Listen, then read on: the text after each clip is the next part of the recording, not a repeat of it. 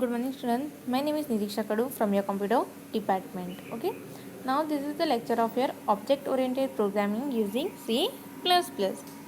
Now in our previous lecture, we started our unit 3. Okay. So this is the 9th lecture of your unit 3. So in our previous video, we learn about our virtual base class. Now virtual base class क्या होता है? देखो यहाँ पे जब भी कोई भी क्लास के पास ओके फॉर एग्जांपल यहाँ पे हमारे पास हम लोग ने एक डायग्राम देखा था कि हमारे पास थे grand parent, then parent 1, parent 2, then नीचे था चाइल्ड। तो ये जो चाइल्ड क्लास है वो क्या था, हमारा डिराइव क्लास। उसमें जो भी ग्रैंड पेरेंट की प्रॉपर्टीज़ थी वो पेरेंट 1 से भी इनहेरिट हो रही थी और पेरेंट 2 से भी इनहेरिटेंस हो रही थी। तो इसमें क्या हो रहा था, जो भी हमारा डेटा है उसका डुप्लीकेशन हो रहा था। ओके, क्या हो रहा था, जो डेटा का डुप्लीकेशन हो रहा था। तो ये वर्चुअल बेस क्लास क्या होता है, जो भी ये वर्चुअल बेस क्लास से हम लोग जो भी डेटा का डुप्लीकेशन है वो अवॉइड कर सकते हैं। Okay, so here the duplication of the inheritance memory due to this multiple path can be avoided by this common base class that is called as a virtual base class. Virtual base class से क्या होता है, we can avoid the duplication of data. जो भी data का duplication होता है उसको हम लोग अवॉइड कर सकते हो। ओके, तो उसमें क्या करना है, आपके पास जो भी पेरेंट क्लास है उसको, जो भी बेस क्लास है उसको वर्चुअल बेस क्लास डिक्लेयर कर दो। क्या करना है, जो भी बेस क्लास है उसको हमें डिक्लेयर करना है वर्चुअल बेस क्लास। ओके, तो ये होता है हमारा वर्चुअल बेस क्लास जो हम लोग ने हमारे प्रीवियस लेक्चर में पढ़ा है। वर्चुअल बेस क्लास क्या होता है, उससे हम लोग जो भी डेटा का डुप्लीकेशन होता है वो अवॉइड कर सकते हैं। देन हम लोग ने पढ़ा था abstract class. Now abstract class क्या होता है, abstract class is one that is not use to create object. Abstract class क्या होता है कि वो ऑब्जेक्ट, फॉर एग्जांपल वो ऑब्जेक्ट क्रिएट करने के लिए यूज़ नहीं होता है। वो किसके लिए यूज होता है, that is design only to act as a base class. वो सिर्फ as a base class act करने के लिए हम उसको डिफाइन करते हैं। तो फॉर एग्जांपल हम लोग ने अभी जो भी मैंने बताया एग्जांपल, उसमें हम लोग लास्ट में किसका ऑब्जेक्ट क्रिएट करते हैं, चाइल्ड का ना, जो भी डिराइव क्लास होता है उसका ही हम लोग ऑब्जेक्ट क्रिएट करते हैं। और जो बेस क्लास है उसका हम लोग ऑब्जेक्ट क्रिएट नहीं करते। तो वैसे जो भी क्लास रहते हैं that is called as the abstract classes. उसको क्या बोलते हैं, एब्स्ट्रैक्ट क्लास। जो एब्स्ट्रैक्ट क्लास होता है उसका हम लोग ऑब्जेक्ट क्रिएट नहीं करते हैं। समझ में आया? सो ये दो टॉपिक्स हम लोग ने हमारे प्रीवियस लेक्चर में कवर किए थे। क्या थे वो, virtual base class and abstract class. Okay, now our today's topic is constructor in derived class. Okay, तो ये टॉपिक हम लोग आज हम के लेक्चर में कवर करेंगे। तो पहले बताओ कंस्ट्रक्टर क्या होता है। नाउ कंस्ट्रक्टर के बारे में हम लोग आगे हमारे प्रीवियस लेक्चर में हम लोग पढ़ चुके हैं, इन योर यूनिट 2 पढ़ा है ना। ओके, तो बताओ कंस्ट्रक्टर क्या है। So here the constructor play an important role in initialize object. कोई भी ऑब्जेक्ट को इनिशियलाइज करना है then we can use our constructor. Okay, so यहाँ पे हम लोग ने हमारे प्रीवियस लेक्चर में पढ़ा था कि जो भी कंस्ट्रक्टर है उसका नेम जो है वो कैसा होता है, similar to the our class name that is the special member function. Constructor क्या है, स्पेशल मेंबर फंक्शन है। उसका नेम जो है that is the same as our class name and it is use to initialize an object. किसके लिए use होता है, ऑब्जेक्ट को इनिशियलाइज करने के लिए। ओके, तो देखो कि डिराइव क्लास में हम लोग कैसे कंस्ट्रक्टर को कॉल करवा सकते हैं। तो पहले तो देखो कि constructor are use to initialize object. पढ़ा ना हमने अभी कि कंस्ट्रक्टर कोई भी ऑब्जेक्ट को इनिशियलाइज करने के लिए यूज होता है। So one important thing is not here that as long the base constructor take any argument, the derived class cannot have constructor function। मतलब फॉर एग्जांपल हमारे पास एक क्लास है बेस क्लास ए और डिराइव क्लास है B. Okay, तो जब भी हमारा बेस क्लास था ए, उसके पास कंस्ट्रक्टर नहीं होता है तो हम लोग को हमारे डिराइव क्लास में कंस्ट्रक्टर को इनिशियलाइज करने की ज़रूरत नहीं है. Okay. So if any base class contain the constructor with one or more argument, then it is mandatory for the derived class to have an constructor and pass the argument to base class constructor. For example here यहाँ पे हमारे पास जो भी derive class होगा, okay, उसमें उसमें हम लोग को कंस्ट्रक्टर को इनिशियलाइज करने की ज़रूरत नहीं है. कब? जब हमारे पास बेस क्लास में कंस्ट्रक्टर नहीं है तब. ओके. फॉर एग्जांपल जब बेस क्लास में कंस्ट्रक्टर होता है तो हम लोग को कंपलसरी डिराइव क्लास में के भी कंस्ट्रक्टर को क्रिएट करना पड़ता है. क्यों? क्योंकि हम लोग को बेस क्लास के कंस्ट्रक्टर को आर्गुमेंट पास करनी है, इसलिए. Okay. So here while applying inheritance, create only object by using derived class. Thus it is make sense for a derived class to pass argument to the base class constructor. So here when both the derived and base class contain constructor, the base class constructor is execute first and the constructor in the derived class is execute. देखो simple आप लोगों को क्या याद रखना है इधर कि जब हमारे पास बेस क्लास में कंस्ट्रक्टर होता है तब हम लोग को डिराइव क्लास का भी कंस्ट्रक्टर क्रिएट करना पड़ता है. फिर जब डिराइव क्लास और बेस क्लास दोनों में कंस्ट्रक्टर होता है तो फर्स्ट कौन सा कंस्ट्रक्टर एग्जीक्यूट होता है? जो भी बेस क्लास का कंस्ट्रक्टर है वो एग्जीक्यूट होता है. उसके बाद डिराइव क्लास का कंस्ट्रक्टर एग्जीक्यूट होता है. और यहाँ पे देखो हम लोग लास्ट में ऑब्जेक्ट किसका क्रिएट करते हैं? हमारे डिराइव क्लास का. समझ में आया? समझ में आ रहा है? किसका ऑब्जेक्ट क्रिएट करते हैं? डिराइव क्लास का. इतने सारे हम लोग ने अभी तक प्रोग्राम देखे हैं.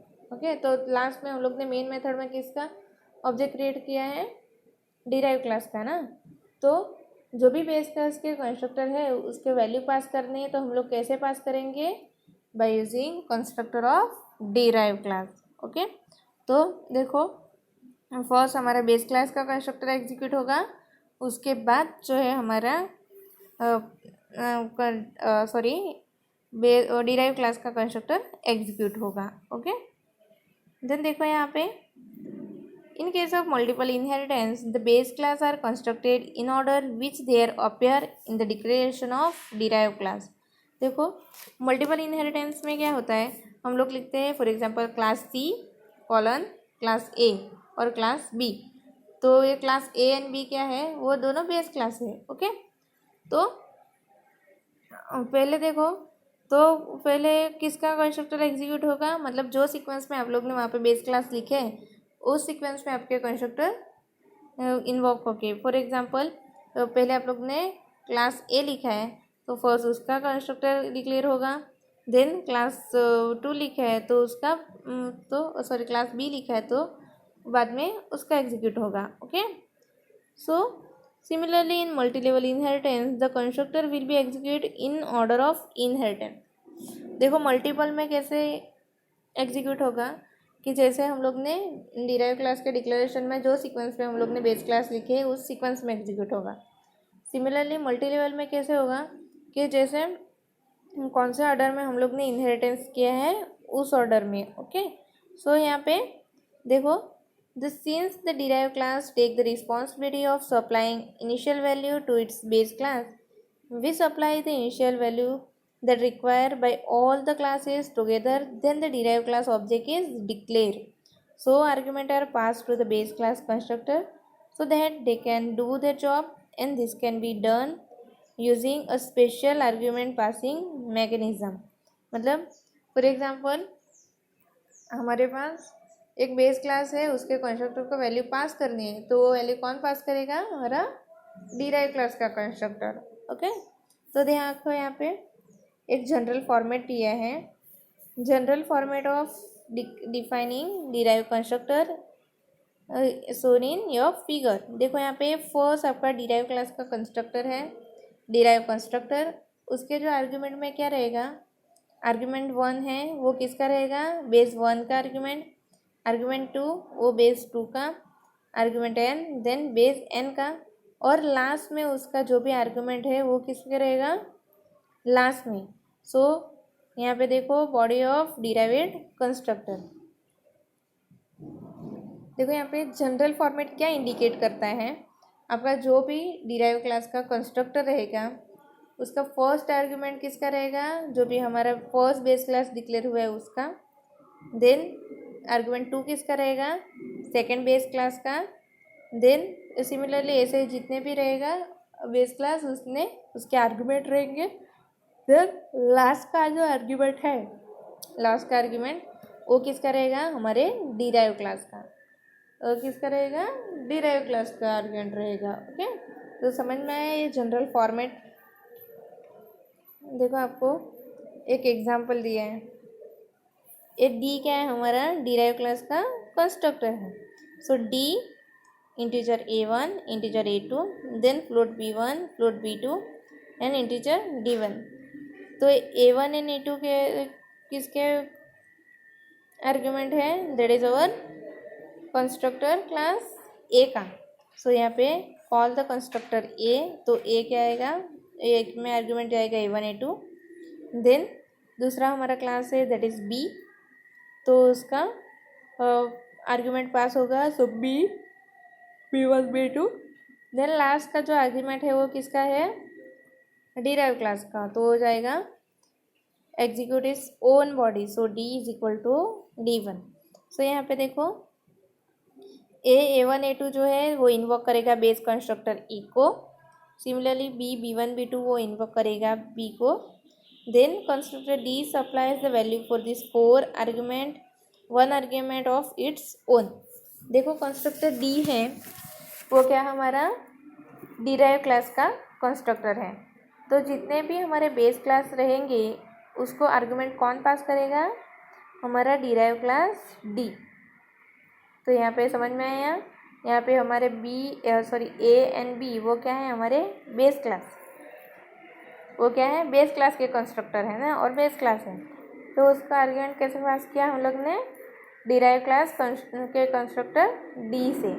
ओके, क्योंकि हम लोग अब लास्ट में ऑब्जेक्ट इसका क्रिएट करते हैं ओनली और डिराइव क्लास का, सो हम लोग को वहाँ पे ही आर्गुमेंट पास करना है। समझ में आया अब तक क्या किया है हम लोग ने। कंस्ट्रक्टर इन डिराइव क्लास का मतलब क्या है कि लास्ट में हम लोग मेन मेथड जो है उसमें ऑब्जेक्ट किसका क्रिएट करते हैं, डिराइव क्लास का, किसका, डिराइव क्लास का। और हमारे पास बेस क्लास में कंस्ट्रक्टर है, तो हम लोग को उसको आर्ग्यूमेंट कैसे पास करवाएंगे, और डिराइव क्लास के ऑब्जेक्ट से। ओके, तो देखो जब डी का ऑब्जेक्ट हम लोग डिक्लेयर करेंगे तो कैसे डिक्लेयर करेंगे, डी वो क्या है, हमारा derive class class name object D. तो यहाँ पे देखो 5 12 2.5 7.58 54 30। तो ये 5 जो और 12 जो है वो किसके आर्गुमेंट हुए, हमारे बेस क्लास के कंस्ट्रक्टर के।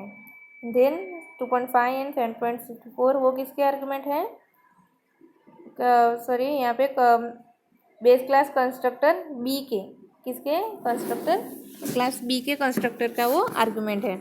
और लास्ट का जो आर्गुमेंट है वो है 30, वो किसका है, डिराइव क्लास डी का। तो ऐसे हम लोग को ऑब्जेक्ट क्रिएट करना पड़ेगा, तो हम लोग को 5 वैल्यू देनी पड़ेगी, 2 है क्लास ए की, 2 क्लास बी की, और लास्ट की जो है वो डिराइव क्लास डी की। ओके, तो यहाँ पे देखो वैल्यू किस में जाएगी, 5 की वैल्यू पास होगी A1 में, 12 वैल्यू पास होगी A2 में, सिमिलरली 2.5 वो पास होगी B1 में, 7.54 B2 and 30 D1।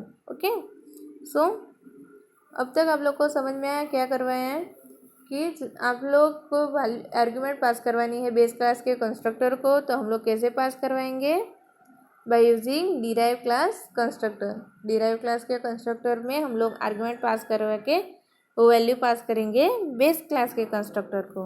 Okay, so यहाँ पे एक पॉइंट दिया है नीचे देखो, the constructor for virtual base class invoke before any non virtual base class, if there are multiple virtual base class then they are invoke in order they which declare. मतलब कोई भी नॉर्मल क्लास से पहले हम लोग को किसके constructor को कॉल करवाना है, वर्चुअल क्लास के, वर्चुअल बेस क्लास के। ओके, पहले वर्चुअल बेस क्लास के कंस्ट्रक्टर को कॉल करवाएंगे, उसके बाद जो भी हमारे नॉर्मल क्लास है उसके कंस्ट्रक्टर को कॉल करवाएंगे। ओके, तो देखो यहाँ पे एक टेबल दिया है आपको, class B1 and class B2 है। ओके, तो पहले किसका कंस्ट्रक्टर कॉल होगा? पहले हमारे बेस क्लास का कंस्ट्रक्टर कॉल होगा। तो क्या क्या कॉल होगा? पहले ए बेस क्लास का कंस्ट्रक्टर है वो, देन हमारे डिराइव क्लास का कंस्ट्रक्टर है वो कॉल होगा, वो क्या है? बी। ओके, देन सेकंड क्या है हमारा? Class A, public B, public C. तो पहले कौन सा का कंस्ट्रक्टर कॉल होगा? बी। ओके, बी का, बी हम लोग ने पहले डिक्लेयर किया है ना, बी पहले है ना सी से, तो पहले किसका कॉल होगा? बी का। देन बाद में सी, कौन सा कंस्ट्रक्टर कॉल होगा? सी क्लास का।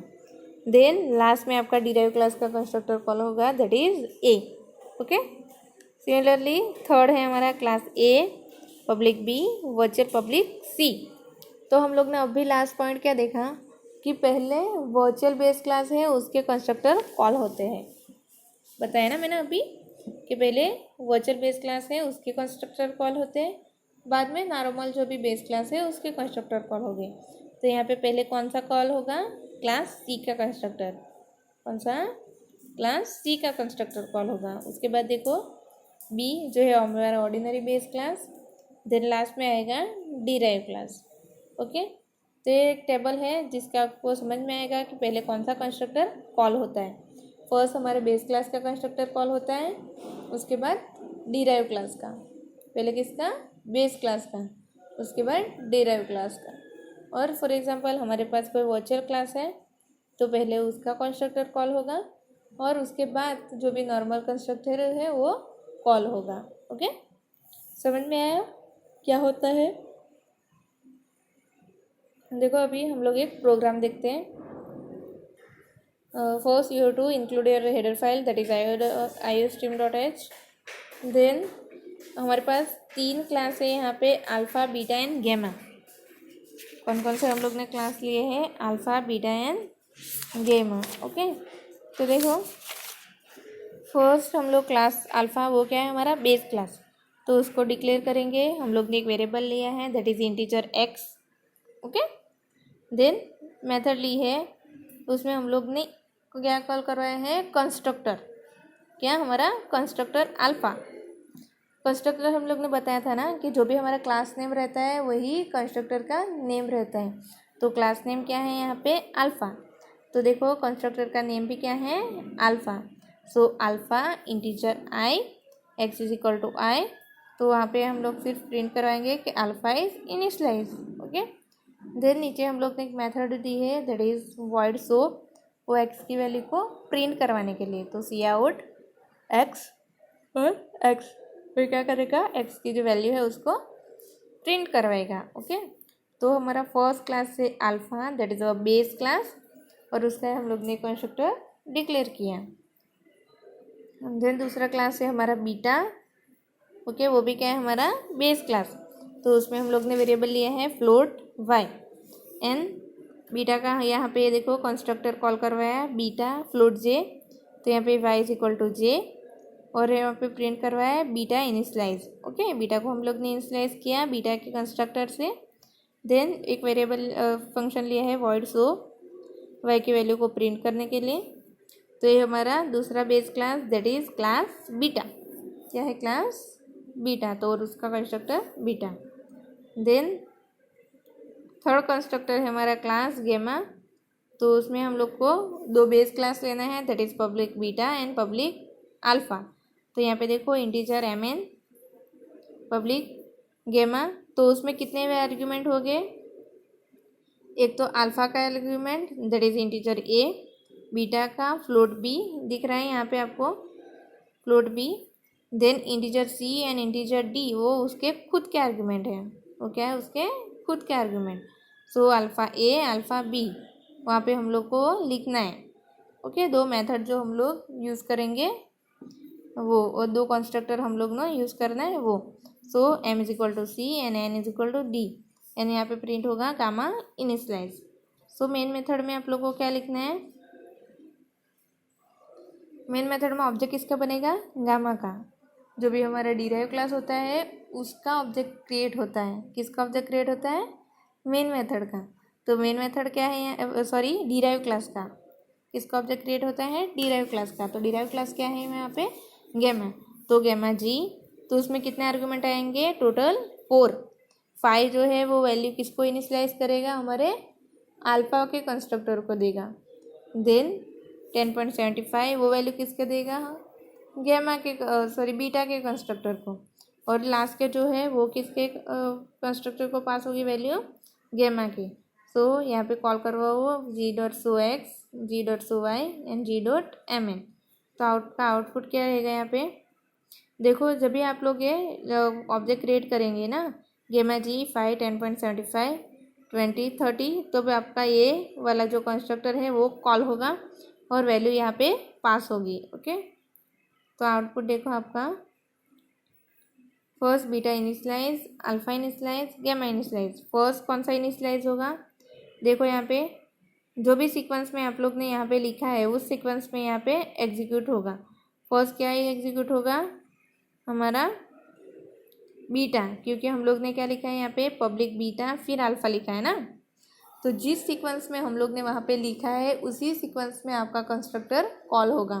फर्स्ट यहाँ पे डिक्लेयर हुआ है बीटा एंड उसके बाद अल्फा। तो फर्स्ट आउटपुट में देखो, फर्स्ट क्या आपका है? क्या आपका beta initialize, alpha initialize, then gamma initialize होगा। फर्स्ट जो बेस क्लास डिक्लेयर हुआ है वही इनिशियलाइज होता है।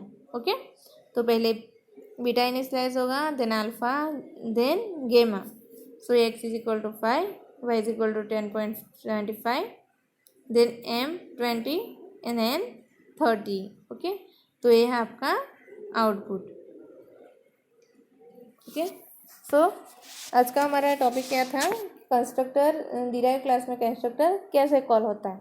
तो समझ में आया कि फॉर एग्जांपल आपके बेस क्लास में कंस्ट्रक्टर है तो आप लोग को डिराइव क्लास में भी कंस्ट्रक्टर इनिशियलाइज करना ही पड़ेगा। और बेस क्लास के कंस्ट्रक्टर को वैल्यू कौन पास करता है? जो भी हमारे डिराइव क्लास का कंस्ट्रक्टर है वो पास करता है। Okay, so I hope you all understand today's topic. Thank you.